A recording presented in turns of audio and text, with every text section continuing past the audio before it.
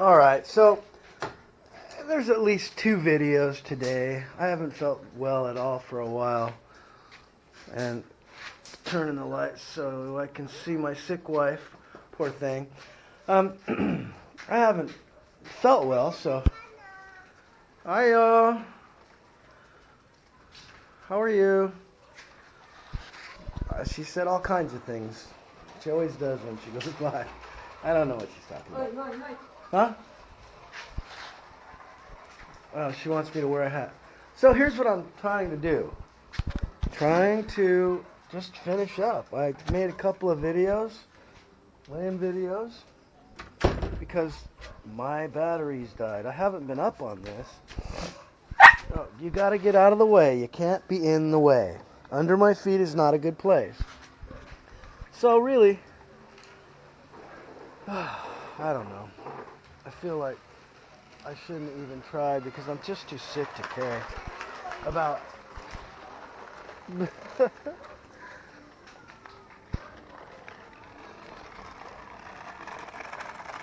That's how we do it in the Philippines. Those are all our leaves.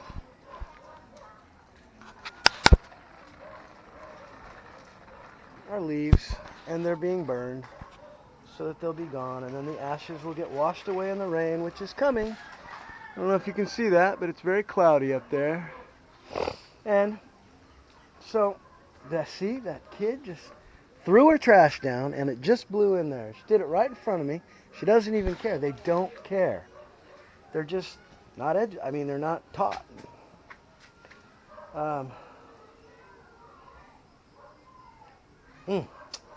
So, here we are. We're out here, and I tried to make a video of me and my wife working out here, but then the camera went out. We planted these 2 moringa. See? Can you see those? These are just sticks. It's a miracle plant. It has, for one, vitamin B17 in it, and it's really, really good for you. Here's another one. I don't quite like the way that one is, but all you do is you take a cutting and you stick it in the ground, and then you snip the top off. You see? It was just a cutting. I stuck it in the ground and snipped the top off. It'll grow. It'll come right out of this. It'll start right here and up here and all of these. And then we'll have a little moringa tree. And then when it gets up here, I'll cut it again. I'll keep cutting it and so that I can have it all fill in. And it won't be higher than I can reach. That's how you do it. Oh.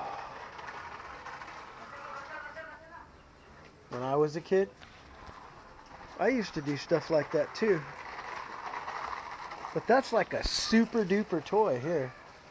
Most kids just put something together with wood and some kind of wheels, and they drag it around. I used to do it with 2x4s. I would put nails in the bottom and then paint it blue and make a spaceship and drag it around. I was probably somewhere between 8 and 10 when I did that. Those were the days. You know why? I was always jealous of people that had super cool. When I was in 4th grade, they came out with these things where you pump them up. They took off. And some of the kids would come to school with those, and none of us, not very many of us, had those.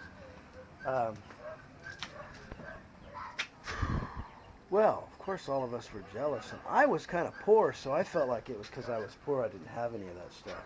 But it turns out I wasn't the one poor. See? I had to go build my own, and now I can build a house. I can put my own concrete in. I built my own cabin. I can do all kinds of things, and with my skills, I got myself into a position that I could come here.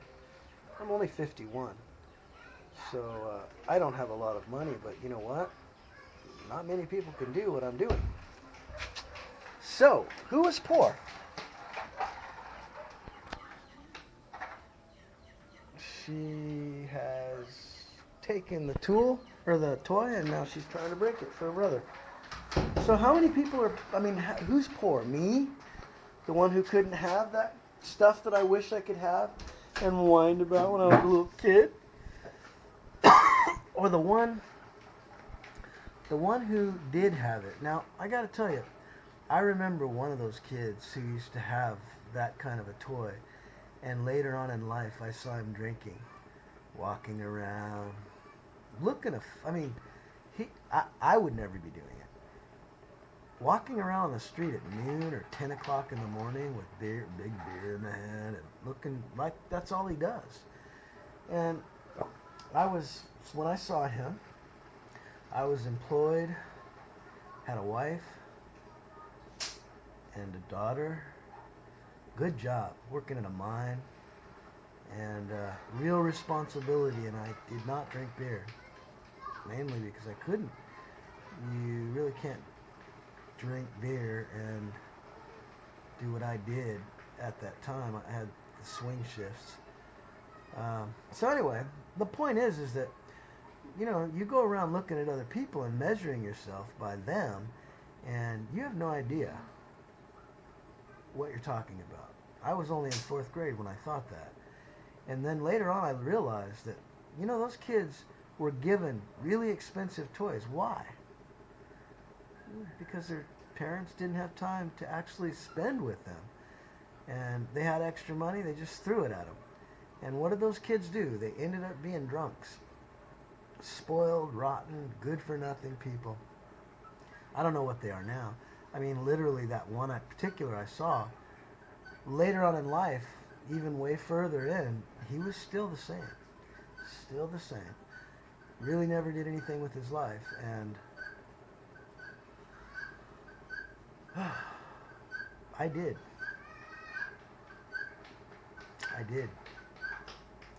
So, I actually, having no money, I don't remember if you ever saw that movie La Bamba. There's that scene where they're in that tar paper shack and it's dirty dishes inside, and that's what he's escaping, according to the movie. Anyway, that was how I was raised. That's what I lived like when I was 10 years old. And I didn't have a mother. I only had a father. He was working all the time. He didn't drink at night. He just worked, never made any money. We never had anything. In fact, we went hungry a lot. He would not go get welfare, and he did not manage money well. And I don't blame him, because he was trying to raise 2 kids and all by himself, doing all the hard, heavy work outside in the sun, in the desert, at 130 degrees, and run a crew and everything. I couldn't have done it. I wouldn't have done it. That's why when I got married, I stayed married. Until just recently when I got remarried. I split up with her about 5 years ago, and I got married about a year ago. Anyway, so sometimes it appears that you're poor, and realistically you're not. Honestly, I couldn't be doing what I'm doing right now had I not. If I had everything when I was a kid, I couldn't be doing what I'm doing right now. Because having been with nothing when I was a kid, when I was 18 years old, I got a truck that was better than anything I ever saw my dad drive. We broke down. It was terrible in the 70s. Always broken down on the side of the road. Always trying to figure out how to get down the road or whatever. Always junk cars. Well, I got myself a nice little Plymouth Arrow, and it had a nice paint job, and it ran like you wouldn't believe until I wrecked it. But from that point on, from the time I first got my own car, I had a better house and a better car and a more steady income, because I was afraid to live like I lived when I was a kid. That was my motivation, to stay out of poverty. Now, I think that's great. That was a good start for me. If I would have had everything, I would have just, I don't know what the difference would be, but I wouldn't have known how to work. I learned how to work when I was a kid. And consequently, I've always had a job ever since. and I've never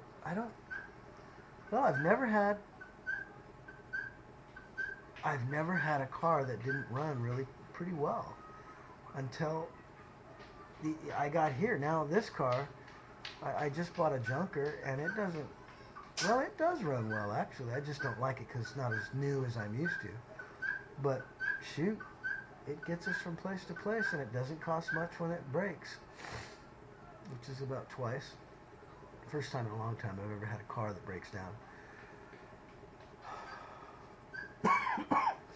Anyway, going through my memory and thinking about my past, because when I was a kid, I lived less than I have now.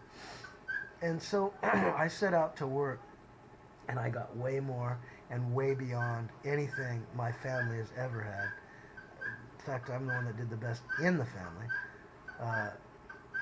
I had a beautiful 2,500 square foot house on a cul-de-sac. That was rich to me, and I remember that very house, putting my foot on it when it was built back in the 80s, and thinking, wow, I'll never have anything like this. I never had. But then I owned it. That's how it worked for me.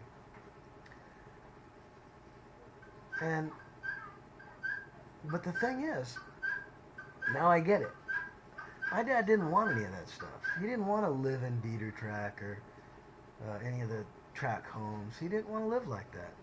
He was from the Dominican Republic, which is a lot like this, and he liked the simple life. He didn't ever need very much, so he didn't ever get very much.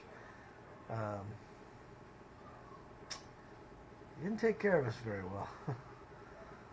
I don't know. We went hungry more than once. And we were alone. He literally did escape and go off to some girlfriend's house and just leave us. I remember back coming home with my sister. She's now dead. She's dead to me. And I was like 11 years old or 10 years old, coming home in the dark and afraid to go in my house. And I had my sister with me, and I had to take care of her. And I did a lot of that. I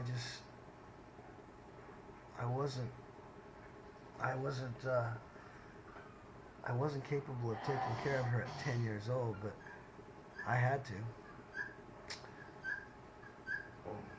Anyway, so my point is that whenever you look around and think that you're poor, think about what you have. And then look around and see if there's anybody that has less. I guarantee you, in a third world country, everybody, well, not everybody, scratch that, but many people would think you have a hell of a lot. There's no welfare here. Why do you think people make their own brooms? Because they're capable. They do things. They still cook with wood. So, I don't even know what my point is. I think I missed my 2 good videos because my battery died, but life is what you think it is. You can look around and think negative thoughts, which I'm very good at because I was raised by somebody like that. And I have a lot of reason, really. A lot of reasons, tragedy in my life. So I have to work really hard to be positive. And the way I can tell is if my wife likes me, I've been positive enough. If my wife doesn't like me, she's getting a little stressed because I'm too negative. And that happens. Sometimes I get there. I mean, sometimes I just don't know how we're gonna do something. Sometimes when I see something not get done right, I just can't believe it. And I get angry.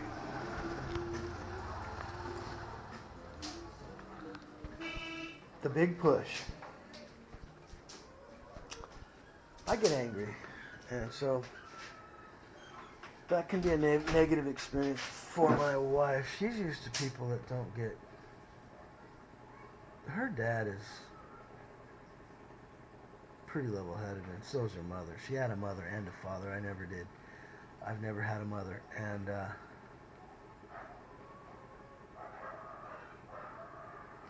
I'm sitting here telling you my whole life story. Yeah, I couldn't tell you my life story. There's so much there that I couldn't even begin to tell you the whole entire thing. I can tell you a million different life stories. They were all in the same life. But they all led to here. And here I am, experiencing life more fully.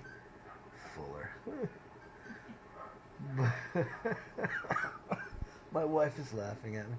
More fully than perhaps I would have. Had I not had all that stuff go on, I may not have had the guts to go and just leave my country and take off to another country. I don't know. I don't know. Lord has given me a lot. And I know that with my mind and my heart. But sometimes I really have to remember it and think about how much He's given me, how much He saved me from. Because sometimes I get really negative.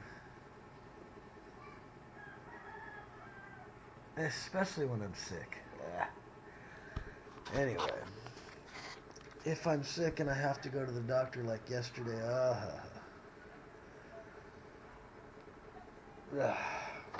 it turned out to be pretty darn good. We got in really fast, better than America. Didn't have to wait more than 2 hours just walking in. I think it only took an hour. But I got my treatment. I got what I needed. I went across the street because they don't sell it inside the doctor's office. I went across the street, got the stuff that I was prescribed, then we went home. Via lunch and visiting some of our cabbage along the way. I barely handled that because I really wanted to get home. Anyway, I guess this is long enough. I think I'm done. God bless. Have a good day. Hopefully I'm going to get well.